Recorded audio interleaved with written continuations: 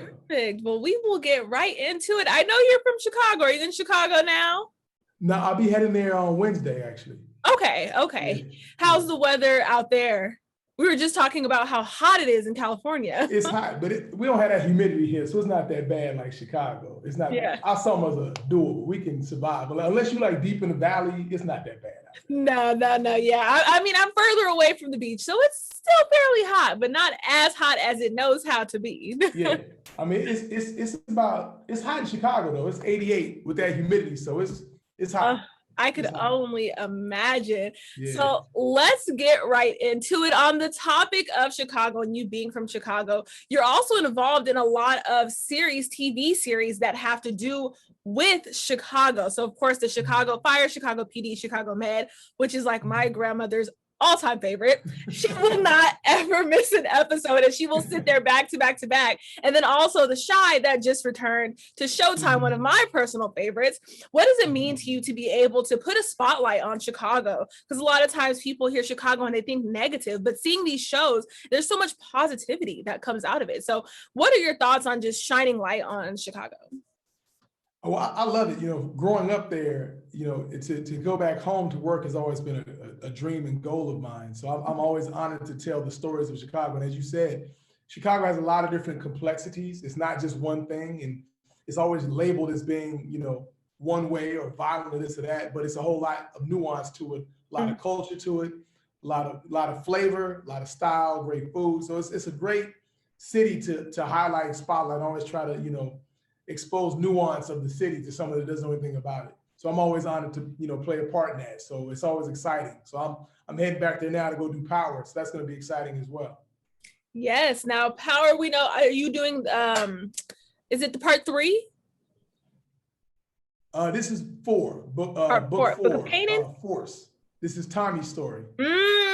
And I know a lot of people were interested to see how that was going to transition after Power and how he made his exit. So I'm excited to see all of that. And now knowing that the Power franchise has such a large fan base, how do you feel working on it? I mean, and just big shout out to Chicago. Like it's just so much positivity that's coming out. You froze on me. I missed your question. No. I was saying just how does it feel to know that there is such a huge fan base behind that series, behind the Power series and the Power franchise as a whole?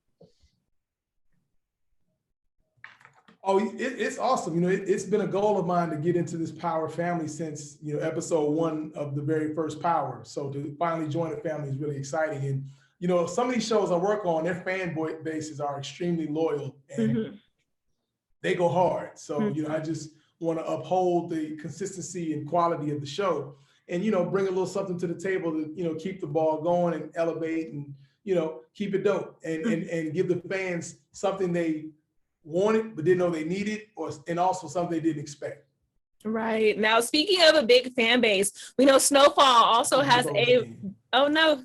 Can you hear me? Alexyz, are you there? I think you're phone. Oh, no. Can you hear me now? I think you're back. Am I back? There you go. There you go. Okay. Now, speaking of a pretty large fan base, Snowfall also has a very large fan base. Yeah. And we know, of course, you're a good friend, the late John Singleton, of course, the co-creator of Snowfall. He actually got you into directing television. So tell us a little bit about your relationship with him and how he really just inspired you to go beyond just film and enter into television, which not many people know are two different forms of directing. Yeah, well, you know, our story is in chapters. You know, of course, when Boys in the Hood came out, he made a splash everywhere, leaving an impact on all of us, especially me as a filmmaker pursuing the craft. And then fast forward, my first film, 1 Week, he became a huge fan of, and that's what started our relationship. And he's also my frat brother, Yo to the Noops. And, I'm an AK. Yeah. That's what's up. Yeah. So we maintained a relationship, and then when he had 2 shows going, he had a show Snowfall, he had another show on BT called Rebel, and I reached out to him, telling him I've been trying to get an episodic television, so he gave me the opportunity to interview for the show, and I booked 2 episodes, and that's what launched my episodic television career. And it was a full circle moment when I booked Snowfall a couple of years later And it was awesome to book it, because every time I booked the job, I would reach out to him and let him know. And he was like, dude, you don't have to hit me every time you book someone. I said, yes, I do. I owe all this to you. And I mean, he was always a humble dude. He was always helping people out. And he helped people out so much that he didn't even remember it half the time, because he just felt that we should all be uplifting each other and pulling each other up whenever we can. And he didn't have an insecurity about that, or a competitive edge, like, well, I got to get mine, so you can't get yours, or anything like that. So I definitely hold that dearly and want to, keep that going. So when I booked Snowfall, I was excited to work with him again. And unfortunately, he passed while I was in prep on my first episode in season 3 of Snowfall. So he suffered a stroke, was in a coma, and I never got a chance to, work with him again or even talk to him again, really, prior to his passing. So I hold him dearly with his legacy. And, a lot of things I do, I want to keep in the back of my mind to make him proud, especially for Snowfall, because Snowfall was his baby. Yeah. And the success that Snowfall has now, he was calling that back in 2016. Wow. He said it's going to be huge. People are going to love it. It's going to expose a whole different side to the world. And he was so excited about it. And he would tell not just myself, but other directors and members of the cast and the crew how he felt about it, his passion about it. It was infectious. So all of us work to honor John and to keep John proud. That's one thing that we all have in common when we get together to work. It's let's make John proud, and let's keep furthering his legacy of greatness. Yeah, I mean, speaking on, him not being able to see you direct your first episode of Snowfall, how did his untimely death really impact you continuing forward? It was heartbreaking. It was, it's so funny because when you're not used to mourning a lot, you don't really know how to mourn. Right. So what I really wanted to focus on was just just diving into my work and saying, let's make this the best episode we can. And it wasn't just myself, my DP, Tommy Maddox, my AD, Dennis. A lot of us had gotten our first opportunities industry-wide because of John. And because of that, we all were, taking, it took a toll on all of us. Yeah. And the one thing we had in common was, let's let the work, let's all let's invest in our work and let the work sing his praises. Because while we were shooting this show, that episode, we had 2 memorials for John and a burial. So it was a lot going on emotionally that we all had to kind of shelve to focus on the work. And that's not just the crew, but the cast as well. So we all, locked in and we stepped in and, even on set, we just reminded you, like, if you need some time to mourn, take that time to mourn. Because a lot of people just try to brush things off and swallow it and take it on and not really mourn properly so that they can function. And that allowed us all to just kind of get through that. And it's still tough, you know what I'm saying? It's still hard. But now, like I said, now the goal is just to celebrate him as much as possible and just keep his name out there so that people don't forget who he is, what he did, and how great of a man he was. Absolutely. And we know a lot of times that grief also comes with depression. And you've been one to overcome depression. How would you say what was the driving force for you to really kind of put that behind and continue forward with life without depression? Well, first of all, admitting that it's depression.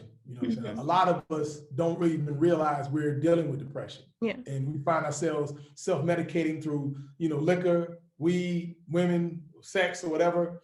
And it's all to numb that pain. Yeah. And when you first to acknowledge the pain is the first huge step of a lot of different steps. Acknowledging the pain and then finding a safe place to talk about that pain. And that's pretty difficult too, because there aren't a lot of safe places. When I say safe place, there are a lot of people you can share things with, but the minute something goes sideways, they'll weaponize it. Right. So finding places that you can share your pain so that you can heal from it is important. You know what I'm saying? It's all a part of the healing process.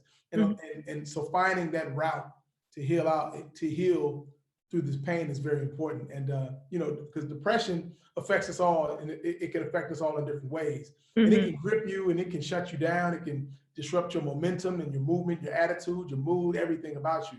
So finding ways to get through that and taking it, day by day, not looking at it like, I'm going to solve this today. Right. It's saying, I'm going to take this step today.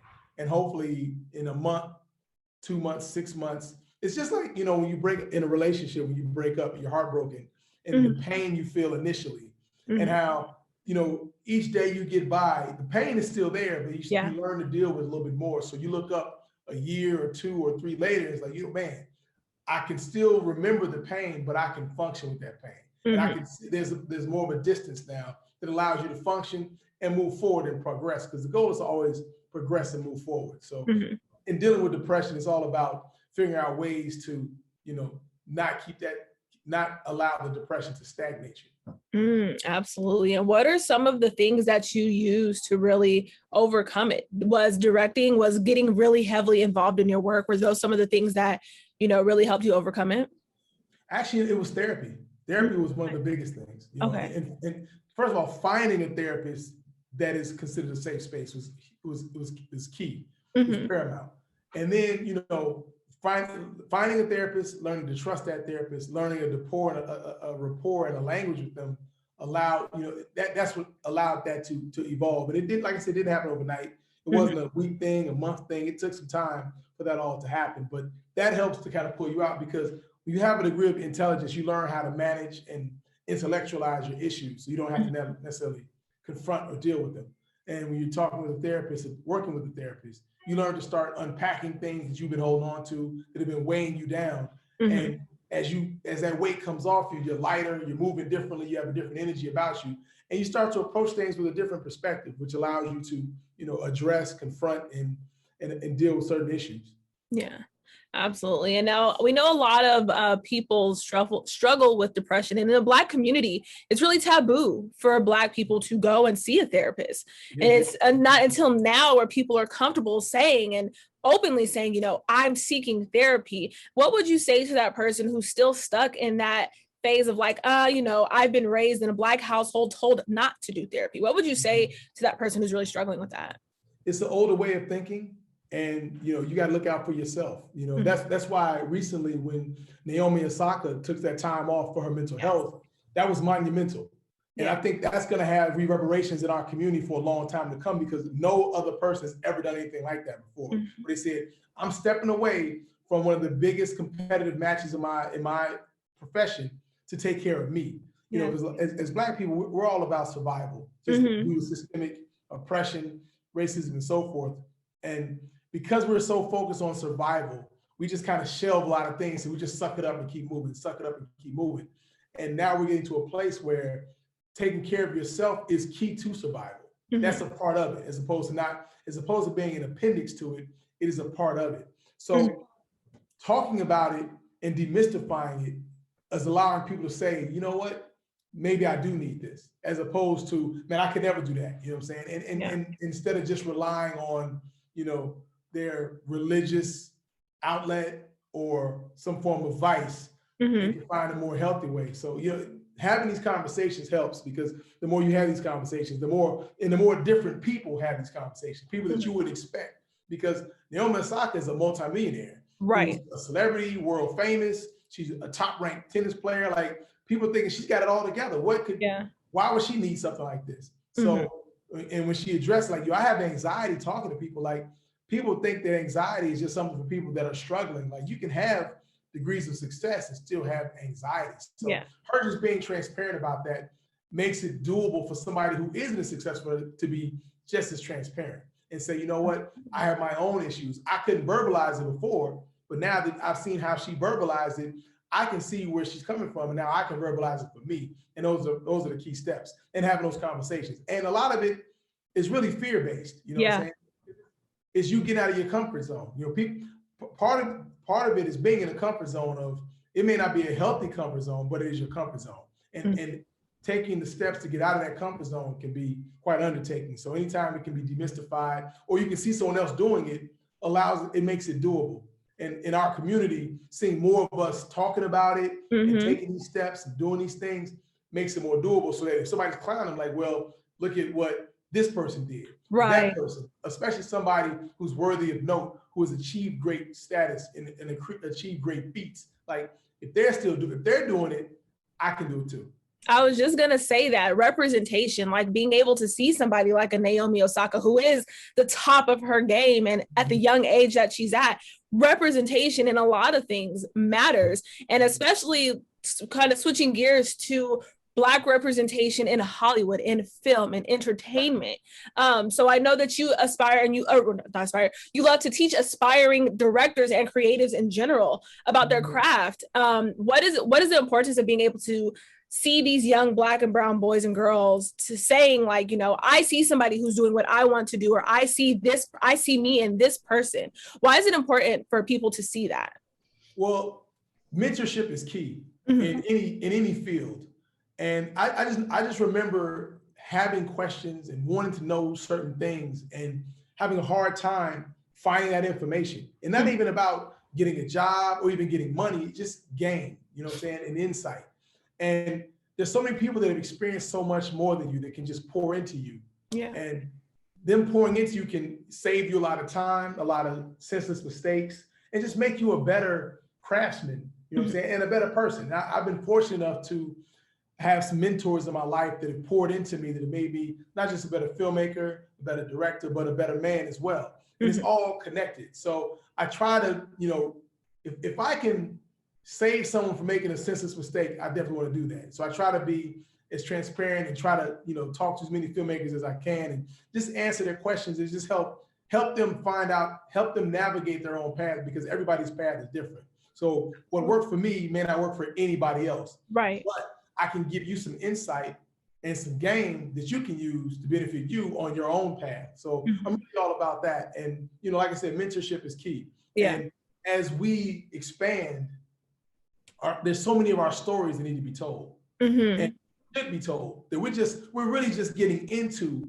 our really deep storytelling. You know, we're really new at this in terms of, you know, African-American storytellers in terms of, I mean, we've been filmmaking for decades, but really getting into the deeper levels of our storytelling, we're just scratching the surface. So these young filmmakers are the future.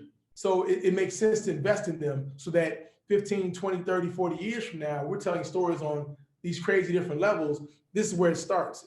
I'm a part of the foundation, and I take that seriously, you know, and because I've been in the game enough now and I've got some longevity and some wisdom, it doesn't make sense to hoard it. I should share it. I try to share it as much as possible so that I can prevent somebody from making the mistakes that I made, because I made a lot of mistakes. I was just going to ask, what are some of the biggest lessons that you've learned throughout your journey being a veteran in this game? There's no such thing as a grand slam. You know, like everybody thinks like this is the moment. It's going to be this or death, and it's not like that. Your career doesn't really move like that, or like this will be the thing that's going to blow me up, or if this doesn't happen, or this doesn't blow me up, everything is all lost. So that's one of the biggest things. Also, not being afraid to fail. You know, sometimes you can constrict yourself because you don't want to fail, and you start to play things safely. And by playing it safe, you can limit yourself, and you start to stifle your creative expression. So sometimes you got to take risks, and sometimes the risks pay off with huge dividends. So, and sometimes they don't. But the lesson I would say was, even you never really fail. You just learn a lesson. So something may not go the way you wanted it to go, but you have to ask yourself, what's the lesson I learned here? And how can I apply that to the next time I do something like this? And that's how you keep growing and keep furthering yourself. So yeah, not being afraid to fail. Yes. Now, speaking of furthering yourself, what do you have in store coming up? We know everything is opening back up. Productions and everything are coming back together full swing. So what do you have coming up next, and what can fans expect? Let's see. I mean, I started working last August. You know, even in the pandemic, production started kicking back up. So I have an episode of Batwoman that will be airing, I want to say either this Sunday or next Sunday. An episode of Godfather Harlem coming up that'll be airing in August. And then I'll be shooting an episode of Power coming up next month. So, I mean, just working, telling great stories, and just learning more and more about the craft. You know, I'm an eternal student, so I constantly want to educate myself to become better and better and better. Yeah, and that's one thing that a lot of people forget, is that you can never know something 100%. Every day that you continue to perfect your craft, there's people learn for things. It could be a tree. And you're still learning about what this tree is and what this tree does for a lifespan. So there's never enough learning that can be done, even if you've perfected the craft. Absolutely, yeah. And I'm a humble student about it. Like my goal is just keep learning, keep being curious, inquisitive, and being willing to try different things and constantly pushing myself out of my comfort zone. You know, one of my mentors, Alexyz, told me, he was like, you know, you want to do things that scare you on a regular basis. When you're in that zone, you're outside of your comfort zone. When you're playing it safe, you're not really growing. Right. Growing, you got to do things that scare you a little bit. So I constantly hold on to that and remind myself of that when I'm, you know, planning something or working on something. Absolutely. Never get comfortable, because once you get comfortable, you're bored. Or you just, you know, you start to stifle yourself, or you limit your growth and you miss out on opportunities to really expand your awareness. Absolutely. Well, I won't take too much more of your time. So I truly appreciate this. I'm happy we were able to get this going. Uh-oh, did I go out? Now you're oh no. I was just saying I didn't want to take too much more of your time. So I truly appreciate you taking time to speak with me. This was a great interview. I really it's my pleasure. And listen, you know, I'm honored to talk to you. I don't want you to feel rushed. So if you got any other questions, I don't like leaving things on the table either. Let's go through them. So, you know, you have me here. So I just want to make myself as available as possible. Yes, no, you've answered all the important questions I had, especially the main thing of coming off of Mental Health Month that was one of the big ones that I really wanted to touch on, in the height of course, Naomi Osaka and all athletes who need to take that personal time, or all people who are coming off of COVID, who might have not done anything during COVID and are now getting back to the swing of things and hearing people say, well, I accomplished this, but they just worked on themselves. So that's one really good, important nugget that I think hopefully people will take away from this. Yeah, coming out of it's really interesting coming out of the pandemic, because this is something on a global scale we've never experienced before. So it'll be interesting to see how people come back to that, because, you know, we had literally a global pause and it could affect people in different ways. So, you know, mental health is definitely in the forefront, especially for people of color who've been dealing with systemic racism, oppression, and civil unrest and so forth. So a lot of different things are hitting us from different angles. So being able to find an outlet to cover your mental health is important. So it should be a topic that's talked about all year round. I give them props for the Mental Health Month, but it because of our community and what we are up against and what we're subjected to, it should be discussed as often and as frequently as possible. So I try to champion it as much as possible. Not everybody really gets it, and I get that, because people still have a stigma attached to, you know, I'm not crazy, like that it makes you crazy. Like, no, it's not even crazy or insane. Mental health is mental health, just like dietary health, digestive health. So there's a lot of different levels of health, and people need to start looking at it from that lens as opposed to just being labeled as crazy. Yeah. Now, do you foresee yourself working on any projects that talk about the last year that we've been in? Of course, we see a lot of television shows kind of touching on, you know, the civil unrest and Black Lives Matter and the pandemic, but do you foresee yourself directing any movies having to do with that, or even creating something that kind of touches on those topics? You know, I don't know. I can't say. It's nothing I would run from. It's just, I know a lot of people are focusing on that because it's the forefront for everybody. And I like to kind of, because there's so many people putting that focus on that, I would want to go against the grain. But I mean, like I said, anything is possible. You know, I love to tell stories, so I wouldn't say definitely not. I'm open to, if it's a well-told story and it's done with a level of nuance and depth that exposes different perspectives in a story form, I mean, anything is possible. Yeah. And it can even be something that, like you said, a lot of people are doing it now because it's what's happening now.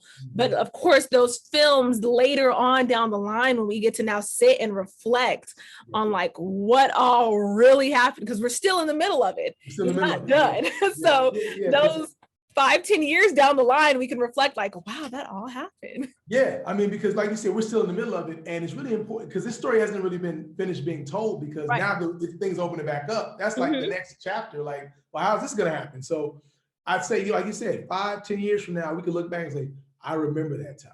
You know, I see it now talking with friends, you know, the conversation is different. Did you lose anybody in your family? Did you lose anybody in your circle? You know, then there's debate about vaccination. So there's a whole nother conversation going on in our culture that didn't exist, you know, 2 years ago or a year and a half ago. Yeah, actually, speaking of vaccinations, do you think that being on set will now become a little bit more difficult because places are now requiring either you have it or you don't, you have the vaccination or you don't, in order to get into something? So do you think that, you know, that topic of conversation will kind of make it difficult for people to be on set? Well, no, because we're tested 3 times a week. So I got started working last August, and I've been tested every Monday, Wednesday, and Friday since last August. And because of the protocols that were designed by the guilds, the SAG, DGA, PGA, and the Writers Guild for production, where you're wearing a mask, you're wearing a face shield, and you know everything is separated. So there are protocols that are set forth to keep everyone safe on top of the testing. So whether you're vaccinated or not, they have these protocols set in place. Now, with the vaccinations, now they may start to modify them to incorporate them in there, but it's really, I mean, being on set is one of the safest places you can be because of these protocols that they set up. So it'll be curious to see how they incorporate the vaccinations in there right now. But right now, with no vaccinations, they figured out how to maneuver and how to maintain via contact tracing and so forth, how to keep people safe on set. Yeah, it'll be so interesting. It's gonna be I can't wait to see what the next year holds, because it's so much can change. I mean, last year when COVID first started, it was, oh, this will only be here till about July, and here we are a whole year later and just getting out of it. I mean, everybody thought it was gonna be like a week or two. I'll enjoy these 2 weeks. Then 2 months lockdown and 3 months and 4 months and. It's a whole year later. It's still lingering and not really going. It's not really going away. It's just not really in the forefront of people's minds now. Because these variant strains are doing their thing still. But it's an interesting time. So we will see what happens. Man, well, thank you so much for this. I love this conversation. This was great. Oh, my pleasure. I'm glad. That's what's up. I will definitely be following and seeing what you have in store next. Of course, Power, I'll be watching that because this is a whole new chapter that's being told. So I'm excited. I'm happy for you to be a part of that and a part of everything else that you have going on. So congratulations on that. Thank you. I appreciate that, man. It means a lot. I enjoyed this conversation as well. And you had some great questions. So that was pretty cool. Thank you so much.